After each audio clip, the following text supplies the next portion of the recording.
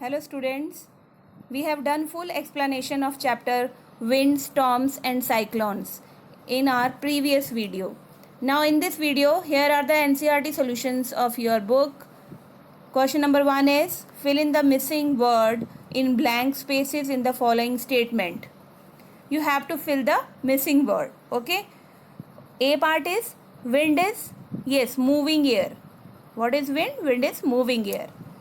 B part, winds are generated due to, yes, uneven heating on the earth. C part is, near the earth's surface, hot air rises up and cold air comes down. D1 is, air moves from a region of high pressure to a region of low pressure. Now next question is, question number 2, suggest two methods to find out wind direction at a given place. यहाँ पे बेटा आपको पूछा गया है कि दो तरीकों से हम विंड की डायरेक्शन कैसे एक प्लेस पर फाइंड आउट कर सकते हैं. तो हमारे पास बहुत ही सिंपल तरीके हैं. एक तो बेटा विंड इंस्ट्रूमेंट होता है विंड स्पीड को मेजर करने के लिए, दैट इज़ यूज़ ऑफ अनीमोमीटर. अनीमोमीटर कहते हैं उस इंस्ट्रूमेंट को.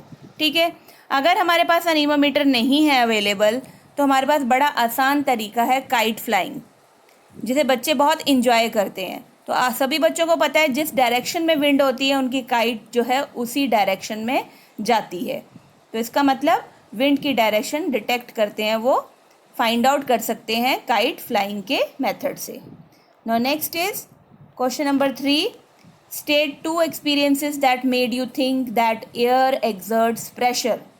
अब आपने जो देने हैं एक्सपीरियंसेस वो अपनी बुक से नहीं देने हैं, ठीक है, other than your text book.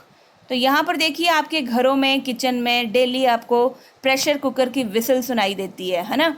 तो वहाँ पर एयर प्रेशर का फिनोमिना ही है जो कुकिंग में हेल्प करता है. चाहे वो राइस बॉईल करो, आप कुछ भी उसमें बॉईल करो प्रेशर कुकर में, it is the best example है ना, where you can think that air exerts pressure.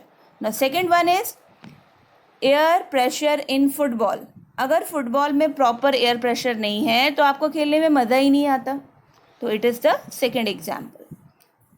Now question number 4, you want to buy a house. आप एक घर खरीदना चाहते हो. Would you like to buy a house having windows but no ventilators. क्या आप चाहते हो कि आप ऐसा एक घर खरीदो जिसमें सिर्फ विंडोज़ हों, खिड़कियाँ हों, वेंटिलेटर्स ना हों, है ना. वेंटिलेटर्स पता है ना आपको, रूम की हाइट पर, किचन की हाइट पर स्पेस दी गई होती है ना. तो बिल्कुल भी नहीं. No, I would not want to buy a house having windows but no ventilators. क्यों भाई? क्योंकि we know ventilators are very important to get rid of smoke and warm air either from the kitchen और from the rooms. अगर ऐसा नहीं होगा, ventilators नहीं होंगे, तो स्मोक और वार्म एयर की वजह से हीट कॉज होगी, सफोकेशन कॉज होगी और हम लोग अनकम्फर्टेबल फील करेंगे. Next question number 5 is you have to explain why holes are made in hanging banners and hoardings. बेटा ये जो हैंगिंग बैनर्स और होर्डिंग्स होते हैं, एयर प्रेशर ज़्यादा या विंड ज़्यादा होने के कारण, ठीक है, इनका गिरने का डर रहता है ना. तो इनमें होल्स क्यों बनाए जाते हैं? होल्स क्या करते हैं? एयर को पास करते हैं, ठीक है. और आपको पता है जब एयर पास होती है तो वहाँ पर एयर प्रेशर रिड्यूस हो जाता है. इससे क्या होता है कि हम प्रिवेंट कर सकते हैं इन हैंगिंग बैनर्स और होर्डिंग्स को गिरने से. Okay, next question is question number 6, how will you help your neighbours in case cyclone approaches your village और टाउन. आपने अपने पड़ोसियों की हेल्प कैसे करनी है, ठीक है, अगर आपके गांव में, आपके शहर में साइक्लोन आता है तो सबसे पहले आप क्या करोगे? जो हमारी लाइफ के लिए सबसे ज़्यादा इम्पॉर्टेंट है, सेफ़ वाटर और फूड, उनको प्रोवाइड करना है, ठीक है, क्योंकि साइक्लोन आने के बाद तो सब कुछ कंटामिनेटेड हो जाता है. देन सेकंड पॉइंट इज़ हमने उनके इम्पॉर्टेंट हाउस होल्ड गुड्स को शिफ्ट करने में उनकी हेल्प करनी है. Okay, then we have to communicate with government agencies for help like police, fire brigade और मेडिकल हॉस्पिटल्स. जिस भी टाइप की उन्हें हेल्प चाहिए तो हमने गवर्नमेंट के साथ कम्युनिकेशन बनाकर, ठीक है, उनकी हेल्प करनी है. Then help them with courage, love and affection. This is very important, क्योंकि क्राइसिस के टाइम पर बेटा जो लोग होते हैं वो बहुत ही ज़्यादा दुखी होते हैं, हर्टेड होते हैं, है ना, तो हमारा ये एटीट्यूड बहुत ज़रूरी है कि हम करेज, साहस के साथ, प्यार के साथ, उनको अफेक्शन के साथ उनके साथ ट्रीट करें. Next is your question number 7. What planning is required in advance to deal with the situation created by a cyclone? ठीक है, यहाँ पे प्लानिंग पूछी है बेटा कि एडवांस में हमें किस तरह की प्रेपरेशंस करनी है ताकि साइक्लोन अगर आ भी जाता है तो उस सिचुएशन को हम लोग हैंडल कैसे करें, है ना. तो यहाँ पर बेटा हमने पॉइंट्स में इस आंसर को लिखा है.